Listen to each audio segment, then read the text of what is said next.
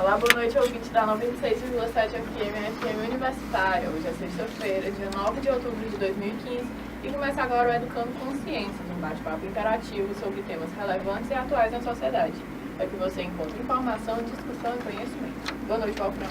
Boa noite, Clarissa Forte. Boa noite a você que escuta a FM Universitária. E aí, Clarissa, como é que faz aí? Qual é o tema do programa de hoje? Hoje a gente vai falar sobre a questão trans, mas antes disso tem uma frase da Laverne Cox, que é uma atriz americana, que quando ela ganhou um prêmio, ela foi falar sobre transfobia, ela disse: quando uma mulher trans é chamada de homem, isso também é um ato de violência. E aí, para falar sobre a questão trans, a gente trouxe a coordenadora de enfrentamento à homofobia e transfobia, Juliane Borges, e a representante do GP Trans, Jéssica Souza. Boa noite. Boa noite, ouvinte. Boa noite, ouvintes da FM Universitária. Estamos aqui para falar um pouco da questão da transexualidade, travestilidade, e também para estar educando também, porque é educando que a gente liberta a sociedade de toda forma de preconceito e discriminação. Parafraseou conosco o programa, né? Educando Consciência. Que legal. E aí, Clarissa, como faz para participar do programa Educando? Pelo Facebook, que é o programa Educando Consciências, e pelo Twitter, que é @EducandoFMU. Tudo junto. Bem, para entrar nessa questão da questão trans, como é o tema do programa de hoje, a gente sabe que existem inúmeras questões, né? Não só a questão da própria, de fato, de direito, né, de cidadania, que a questão envolve, existe toda uma condição que precisa ser trabalhada, como a informação, né? E uma delas é a saúde pública. E aí eu aproveito aqui, pode ser com, não sei, vamos iniciar com você, talvez, né?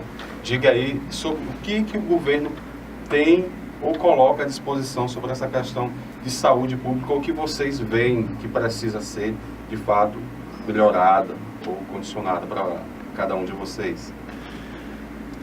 Bem, o governo do Estado, através da Secretaria da Assistência Social e Cidadania, por suas coordenações de enfrentamento à homofobia e do Centro de Referência Raimundo Pereira, que trata especificamente da política pública LGBT, faz uma interface entre os vários setores do poder público, como a saúde, porque a gente tem um plano estadual de cidadania e direitos humanos, onde nele a gente agrega vários eixos, onde a gente tem diretrizes para que sejam efetivadas políticas públicas de direitos humanos e de cidadania para a população LGBT em geral. Em se tratando de travestis e transexuais, a gente tem dentro do plano Piauí Sem Homofobia um eixo primordial, que é a questão da saúde pública, onde a gente pretende unificar ações e desenvolver dentro dessas ações políticas públicas. Hoje, no estado do Piauí, a gente tem como objetivo, um dos principais objetivos, junto à Secretaria de Saúde do Estado, está trazendo para o estado do Piauí a questão do ambulatório para transexuais, onde a gente possa estar fazendo com que as meninas transexuais não precisem se deslocar do Piauí para outros estados, e que não tenham todo o suporte financeiro, entre outros, para estar fazendo essa intermediação de estar viajando para outros estados. Então, o que a gente quer? A gente quer estar fazendo com que esse ambulatório seja implantado no estado. Já passamos pela primeira etapa, já foi dado ok, o secretário de saúde deu parecer favorável para que seja efetivado esse ambulatório. Porém, não é assim, do dia para a noite. A gente sabe que demora, porque o ambulatório ele é feito por toda uma equipe multidisciplinar, onde nela a gente tem vários outros setores, mas estamos aí na luta conseguindo conquistar esse objetivo, que é o ambulatório para transexuais no estado do Piauí.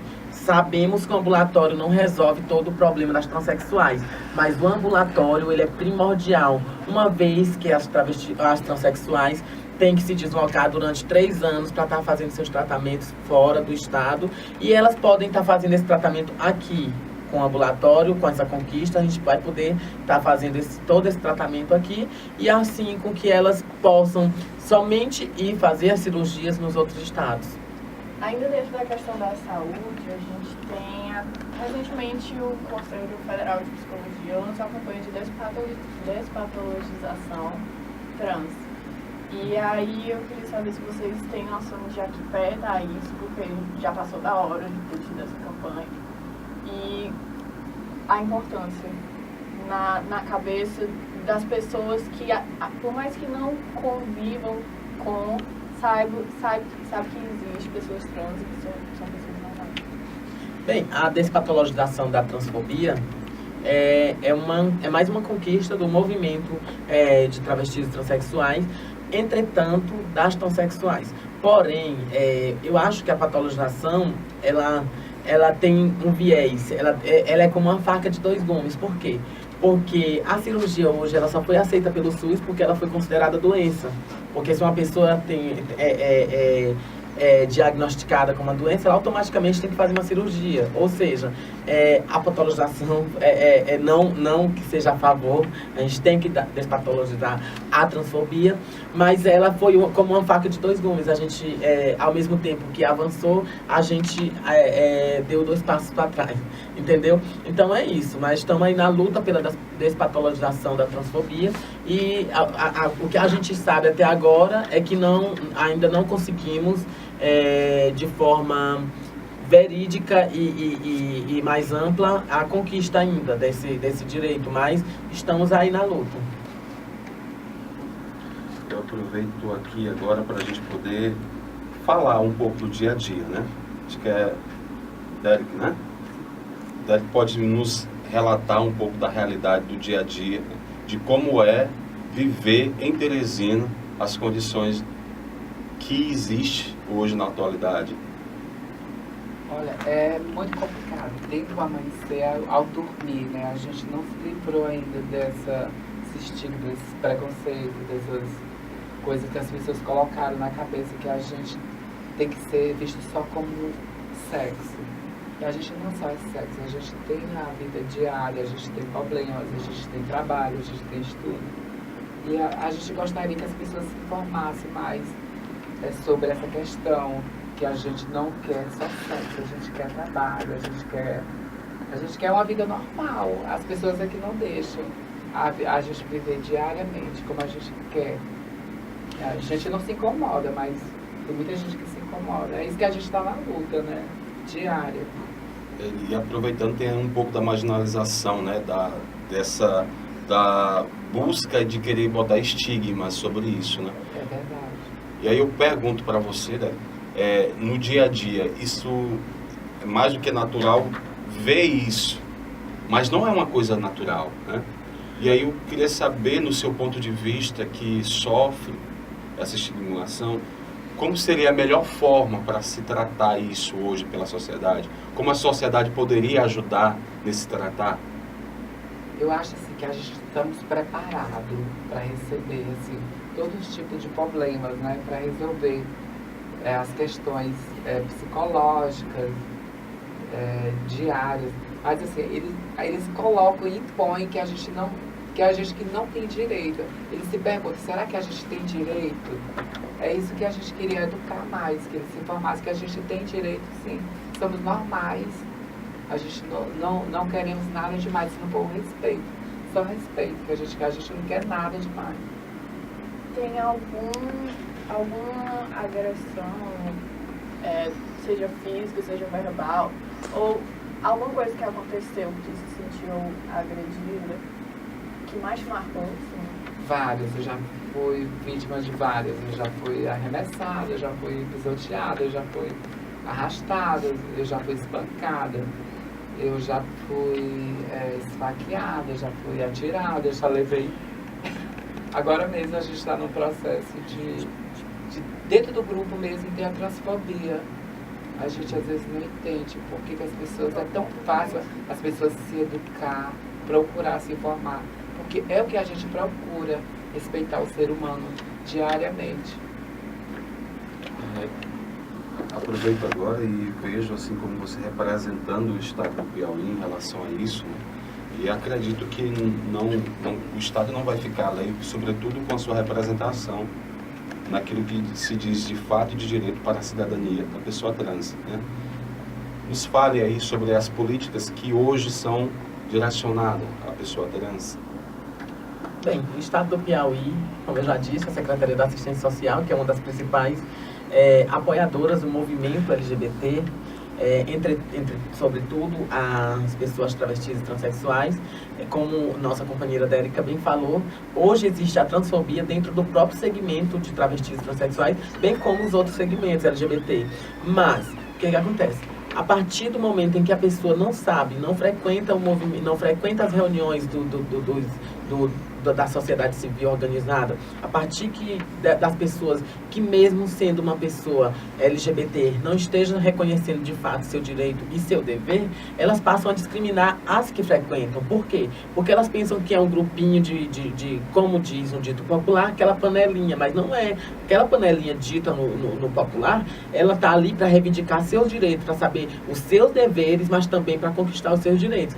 E hoje, através do movimento de travestis e transexuais, principalmente pelo GP Trans, aqui representado pela Dérica, junto ao poder público, que é a Secretaria da Assistência Social, representada por suas coordenações, a de enfrentamento à homofobia e do Centro de Referência LGBT, elas atuam primordialmente nos grupos de convivências. Grupo esses que a gente faz com que as pessoas travestis e transexuais, não só travestis e transexuais, mas de todos os segmentos, possam estar se reunindo mensalmente para estar levando estratégias para o fortalecimento da cidadania e dos direitos humanos da população específica, que a gente está falando aqui, da população de travestis e transexuais. Ou seja, o GP Trans, através das suas filiadas, levam a demanda para a gente, através dessas demandas, essas reivindicações vindas do movimento social, possam ser garantidas pelo Estado. Por quê? Porque o Estado está lá não para servir de fachada, mas sim para efetivar políticas públicas de direitos humanos. Então, é muito bom essa interação de movimento social e poder público, uma vez que a gente consegue estar trazendo algumas efetivações de direitos e, de fato, dentro do governo do Estado. O fato da letra T estar inserido no LG e no B ajuda ou atrapalha? Porque o que a gente percebe é que T é o único que é questão de gênero, o resto é questão de sexualidade. E aí o LGBT acaba sendo completamente focado para a questão da sexualidade e esquece a questão de gênero. Como eu já havia falado com uma pessoa hoje, o que acontece? O movimento trans, ele há muito tempo, ele serviu de escadinha para os outros movimentos. Não que a gente não queria estar andando de mãos dadas com os demais, porque junto todos são mais fortes, todos os segmentos. Mas, o que acontece? Mediante ao crescimento expansivo do movimento LGBT, as travestis transexuais, que foram as principais fundadoras do movimento LGBT mundial, elas foram segregadas, foram sendo segregadas. E os gays e as lésbicas conseguiram se expandir de forma a serem reconhecidas como tal. E aí o que aconteceu? O movimento trans, como são bem articuladas, sabem mobilizar a sociedade, elas começaram a se dividir entre si para que elas pudessem conquistar esses direitos. Como um exemplo, o Estado do Piauí hoje, o movimento trans, ele é bem reconhecido, ele é um dos principais movimentos, são os que mais se reúnem hoje mensalmente, fazendo seus planejamentos, planejando estratégias de fortalecimento de políticas públicas, e é o que mais está sendo garantido os direitos. Por exemplo, as leis. Hoje temos várias legislações no Estado do Piauí que garantem pessoas travestis e transexuais a inserção dentro da sociedade como cidadã e como tal. Então é isso. Por muito tempo foram segregadas, principalmente pelos outros segmentos, mas hoje elas estão conseguindo esse direito sim e estão sendo reconhecidas como tal. Bem como você havia falado, historicamente vocês são a razão de muito do que se tem hoje de conquista pelo todo o movimento, né? E a gente percebe que houve para vocês um declínio, né? Vocês não foram favorecidas naquilo que de fato seria direito de vocês. E aí eu pergunto sobre a educação, né? A gente tem aí a forma de educar o governo federal, que é o Enem, e tem também as construções que a própria mídia, né, constrói sobre o movimento que vocês têm, de fato, de direito sobre cidadania. E aí eu te pergunto, como é que vocês veem essa condição, né, da educação, da construção que a mídia coloca e faz com da própria condição de que vocês têm de luta por direitos? Bem, hoje o Ministério da Educação foi conseguiu agregar a população trans. Como a gente viu, a cada ano está crescente o número de pessoas travestis e transexuais que estão aderindo ao Enem. Isso por quê? Porque elas estão sendo, a elas está sendo garantida o uso de seu nome social. E isso por quê? Porque lá no passado e ainda hoje nós temos escolas que não aceitam o nome social de pessoas travestis e transexuais, fazendo assim com que a evasão escolar chegue de forma mais frequente, fazendo assim com que pessoas travestis e transexuais não cheguem a frequentar sequer o ensino fundamental. Então o MEC, aqui nós louvamos o MEC, Ministério da Educação, por essa atitude louvável que foi o reconhecimento de do nome social para pessoas travestis e transexuais. Porém, entretanto, temos que ressaltar aqui também que temos vários, a nível de estados, nós ainda temos várias falhas, que é a questão do reconhecimento desse nome social dentro das escolas. Por quê? Porque as escolas ainda discriminam muito as pessoas travestis e transexuais no momento em que ela se matricula como cidadã e quer ser o nome reconhecido, mas elas não conseguem abranger essas pessoas, não conseguem abraçar as pessoas travestis e transexuais. E aí, fazendo com que assim aconteça a evasão escolar de pessoas travestis e transexuais. A mídia é um grande responsável por essa falta de informação, por essa má informação, porque quando falam sobre o assunto, falam completamente errado. Dia desses, o G1 publicou uma notícia de uma professora que foi demitida, e a professora era trans, e o redator simplesmente escreveu professora transgênica. Eu queria que você falasse sobre essa completa alienação sobre o assunto.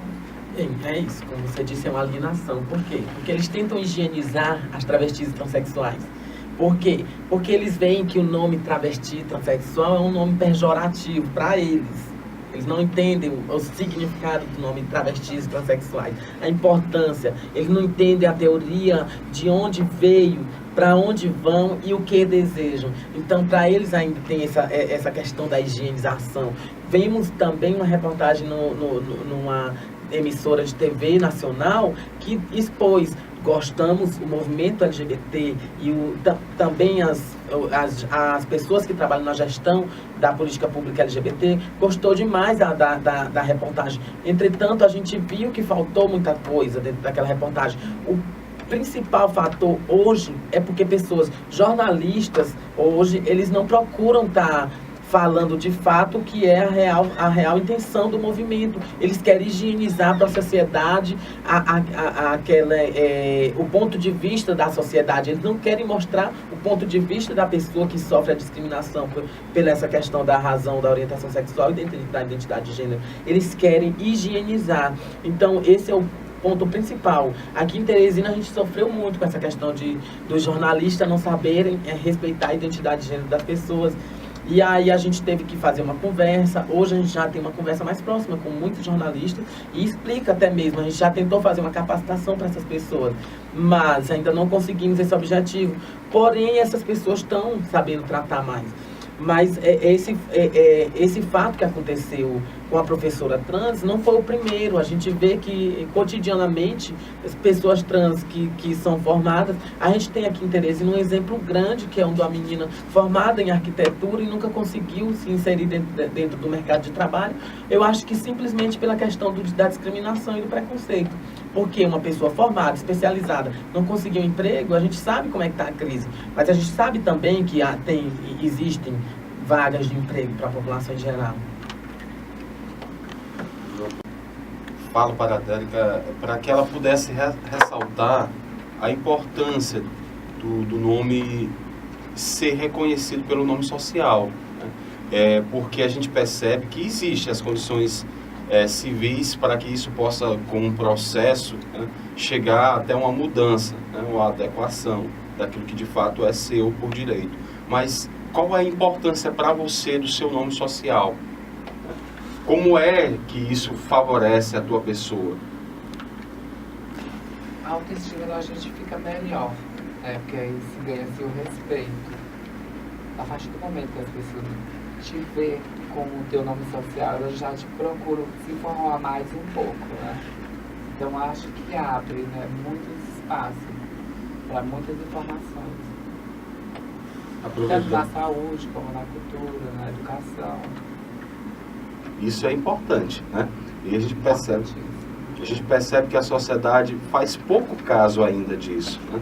Ainda existe assim uma maneira grotesca de exclusão, até de chacota quando se faz isso. Que a gente tem dupla personalidade, que a gente quer ter dois nomes.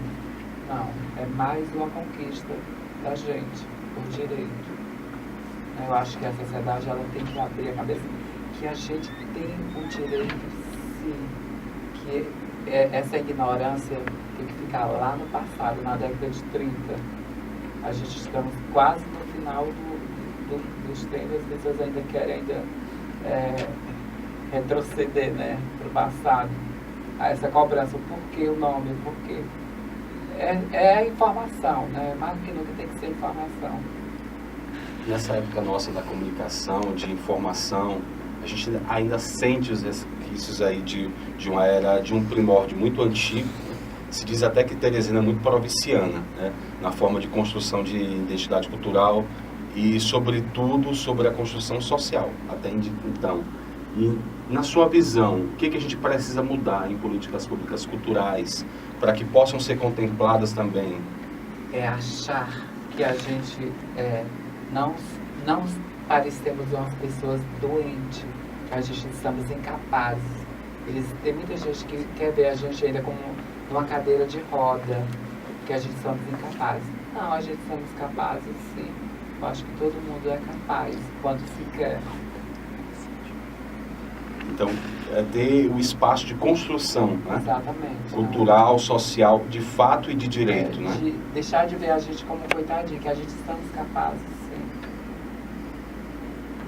Larissa? Para a última pergunta, é uma coisa mais que dá esperança, assim, de futuro, é que ontem a Avon divulgou uma campanha pro Outubro Rosa com a Candy Mel, uma cantora da banda UOL que se declara trans abertamente. E mês passado a gente teve a Maria Clara Araújo, que foi a primeira modelo trans numa campanha de uma marca de cosméticos. Eu queria que você falasse da importância dessa representatividade, principalmente para o movimento trans. Bem, como você bem disse, não só essa campanha, mas várias outras campanhas esse ano foram feitas com pessoas LGBTs e que criam um impacto social bem grande, fazendo assim com que as pessoas sejam respeitadas, sejam mais aceitas na sociedade.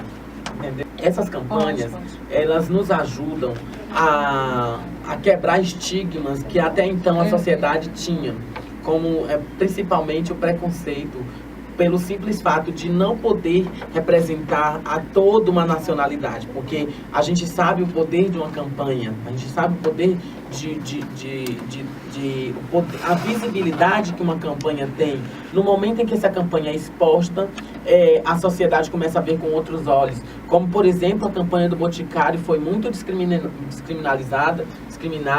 pelo simples fato de se tratar de um casal homossexual em sua campanha. Então foi triste para o movimento ver aquela atitude dos fundamentalistas, mas também foi um grande ganho e uma grande conquista para o movimento LGBT essa questão das campanhas, porque essas campanhas trazem visibilidade, também trazem autoestima para a nossa população e para a nossa sociedade. Então a gente acredita que muitas outras campanhas virão para frente e a gente agradece a gente agradece de pronto a todas essas pessoas, a todas essas empresas que procuram sim fazer campanhas em prol da cidadania e dos direitos humanos da população LGBT. Como parafraseando aqui o professor Alessandro Passanha, o nosso tempo não é reciclável, infelizmente. Gostaríamos de ter mais tempo, mais oportunidades com certeza virão para a gente debater a questão trans. Agradeço pela presença das duas aqui. Isso nos fortalece enquanto pessoas humanas que buscam viver em harmonia socialmente, até porque não é uma questão de espaço, mas de direito. É uma questão de direito. E aí eu aproveito, queria que vocês, meninas, colocassem um ponto de vista, não só para nós que temos diferenças, né, de gêneros, mas para quem de fato também está na sua casa agora nos ouvindo e que precisa de uma força, né, de um amparo naquilo que vocês já têm como experiência.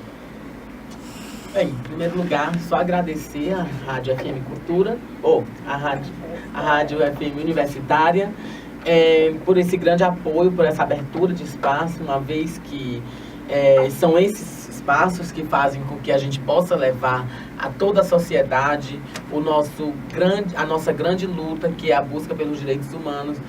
Foi muito falado aqui direitos humanos, mas é porque a gente quer sim os direitos humanos, que os direitos humanos sejam efetivados de forma concreta. Mas a gente não pode deixar de agradecer os espaços abertos, não só aqui, mas em várias outras emissoras, tanto de rádio como de TV, também portais, e agradecer mesmo de pronto aqui a todas as pessoas que fazem parte desta equipe, a programação que o tema é bem favorável aqui a nossas reivindicações, e agradecer também aos ouvintes que nos ouviram, que estão e que eles reproduzam o que a gente falou aqui, porque cidadania e direitos humanos para todas as pessoas é o que basta dentro da sociedade, porque assim a gente consegue a tão sonhada garantia de direitos, não que sejam direitos iguais, mas direitos humanos, para que a gente possa ao menos conquistar esse lugar no céu, no objetivo aqui na Terra também. E também a gente vê a importância dessa programação, a importância da temática. Por quê? Porque direitos humanos para a população LGBT, quando a gente vê é um espaço pequeno, quando nos chamam para falar sobre esse espaço, é um pequeno espaço. E aqui a gente pôde relatar, sim, de fato, o que a gente quer, os objetivos e as conquistas também, o que a gente já veio conquistando e o que a gente procura conquistar. Então é isso, eu agradeço aos dois, agradeço demais a FM Universitária, aos estudantes também que devem estar nos ouvindo, e nós estamos abertos ao diálogo. Qualquer estudante que quiser nos procurar, estamos lá na Diretoria de Direitos Humanos da SASC, é só estar procurando as coordenações LGBT, que a gente está lá para estar fazendo a divulgação e também está tirando dúvidas sobre a questão da orientação sexual e identidade de gênero das pessoas LGBT. Só pegando um ganchinho, ela falou tudo, gente, ela é ótima. Então, assim, eu acho que as pessoas só têm que se permitir as informações. Só ir agradecer a esse espaço que foi dado aos ouvintes e a todos. Boa noite para todos. É isso, a gente que agradece. E vocês, ouvintes, continuem nos acompanhando durante a semana através das redes sociais. Hoje a gente encerra o programa com a música Pavão Misterioso, do Ney Mato Grosso. Tenham todos uma boa noite. Próxima semana a gente volta com mais Educando Consciências.